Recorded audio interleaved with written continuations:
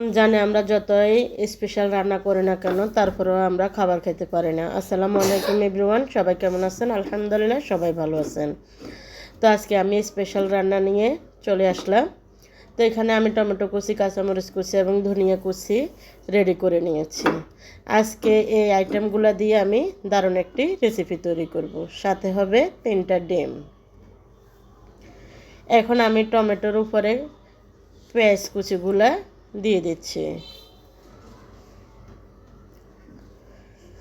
এখন সব কিছু ঢেলে দেওয়া শেষ। উপর দিয়ে আমি মশলা ঢেলে দিব। এখন দিয়ে দিচ্ছি মশলা, যা যা আমার পরিমাণ মতো দিয়ে দিচ্ছি। দিয়েছি হলুদ, সাথে দেব মরিচ,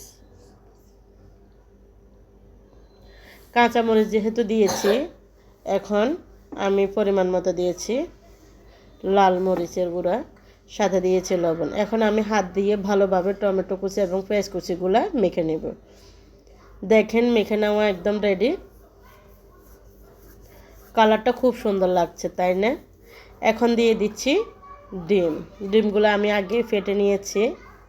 যেহেতু এক হাতে ভিডিও করতে হয় আর এক হাতে কাজ করতেছি, তাই আগে সব কিছু রেডি করে নিয়েছি। তো অলরেডি আমার সব কিছু রেডি, এখন রান্না করার পালা। তো চলুন আমি কিভাবে রান্না করব সেটা শেয়ার করব। এখন আমার তেল গরম হয়ে গিয়েছে, আমি সব উপকরণগুলো ঢেলে দিচ্ছি। এই রেসিপিটা হচ্ছে একদম ডিমের মতো, মাছের ডিমের মতো এত স্বাদ হয়, কি বলবো বন্ধুরা, না খেলে অবশ্য বোঝা যাবে না। আমি কিন্তু সবসময় করে থাকি, আমার ছেলেমেয়েরাও সবসময় এই রেসিপিটা খুবই পছন্দ করে। তো দেখেন আমি এখন ভালোভাবে মিক্স করে নিচ্ছি। অনেক সময় লাগে রেসিপিটা হতে, কিন্তু খেতে অনেক টেস্ট। এখন আমি সিদ্ধ হওয়ার জন্য পানি দিয়ে ডেকে দিয়েছি। দেখেন প্রায় হয়ে গেছে। আবারও একটু নেড়ে চেড়ে নেব। দেখার কোনো উপায় আছে এটা মাছের ডিম না মুরগির ডিম? আমার কাছে তো মনে হচ্ছে এগুলো মাছের ডিমের মতো, খুবই কালারফুল লাগছে।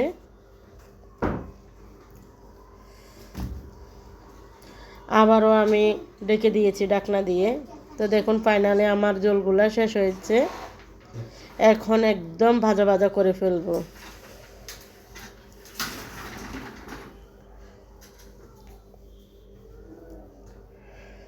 তো আমার ডিম ভাজা শেষ অলরেডি। উপর দিয়ে আমি ধনিয়া পাতা ছিটিয়ে দিচ্ছি। আরও একটু ভালোভাবে রান্না করে নেব।